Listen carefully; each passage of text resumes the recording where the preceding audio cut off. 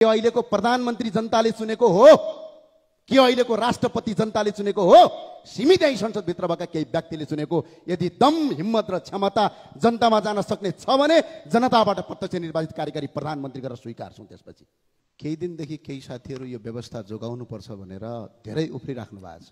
उहाँहरू स्वाभाविक हो, यो व्यवस्था यस्तो व्यवस्था हो चुनाव हार्ने हरुवा चरुवाहरू मन्त्री बन्दै यो देशको प्रधानमन्त्री बन्ने, चुनावै नजितेर पनि सांसद बन्न पाउने व्यवस्था हो।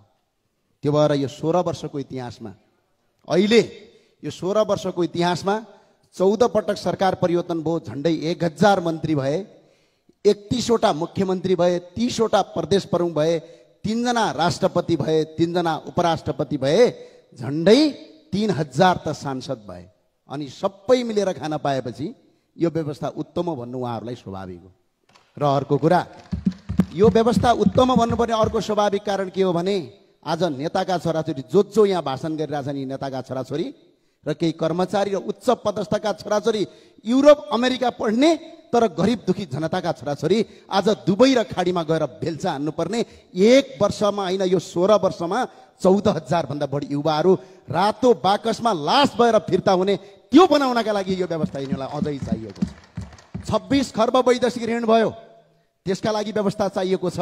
अहिले पनि यो देशमा अहिले कर्मचारी, नेता र यिनीहरूको सांसद, यहाँका मुख्यमन्त्री, मन्त्री पाल्दा पाल्दै साना राजा, छोटा राजा, महाराजाहरू पाल्दा पाल्दै यो देशमा 1 वर्षमा 15 खर्ब रुपैयाँ खर्च हुन्छ। त्यो जोगाउनका लागि यो व्यवस्था यिनीहरूलाई चाहिएको छ। माननीय सभामा यो व्यवस्था जनतालाई चाहिएको होइन। के अहिलेको प्रधानमन्त्री जनताले चुनेको हो कि अहिलेको राष्ट्रपति जनताले चुनेको हो सीमित संसदभित्र भएका केही व्यक्तिले चुनेको? यदि दम हिम्मत र क्षमता जनतामा जान सक्ने छ भने जनताबाट प्रत्यक्ष निर्वाचित कार्यकारी प्रधानमन्त्री गरेर स्वीकार्छौँ। त्यसपछि होइन भने यहाँ आएर जे मन लाग्यो त्यही बोल्ने, व्यवस्थापाठी गर्ने।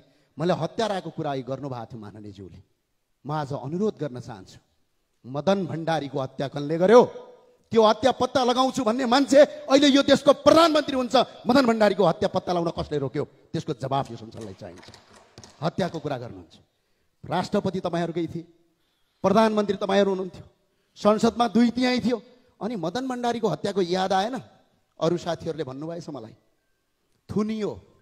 म एकजना व्यक्ति हुँ, तपाईँको यो उत्तम गणतन्त्रको बेला ललितपुरमा चामल बाँड्दा बाँड्दै 9 दिन सिडिओ कार्यालयमा थुनाइ पाएको व्यक्ति हुँ। र आज पनि अहिले पनि भर्खरै रापरवाका विद्यार्थी युवा नेता निराजन बमलाई तपाईँहरूले चितवनबाट अरेस्ट गरिराख्नु भएको छ। यो तपाईँहरूको लोकतन्त्र हो।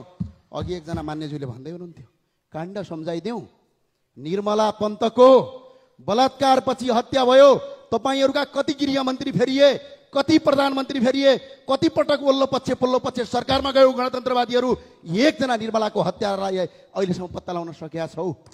र अर्को कुरा सम्झाइदिन चाहन्छु, बाँदरमुडे घटना याद छ?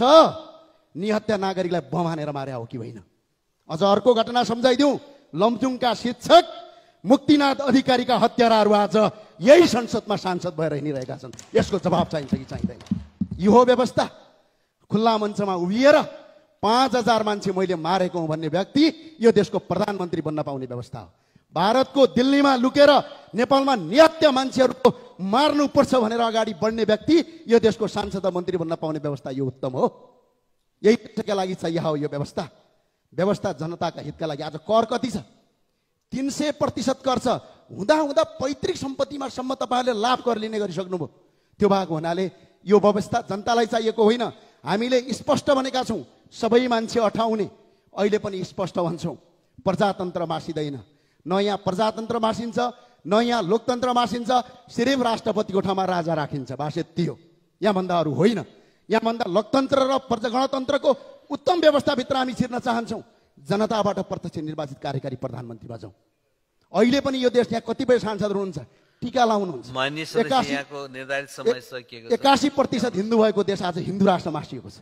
प्रदेश संरचना खारेज गर्नुपर्ने प्रदेश पालिएको छ। कार्यकर्ता सेटलमेन्टका लागि देशलाई 26 खर्ब गर्न पाइँदैन। त्यही भएर राजा सहितको प्रजातन्त्र चाहिन्छ। खुलम खुला बहस गर्न हामी तयार छौँ।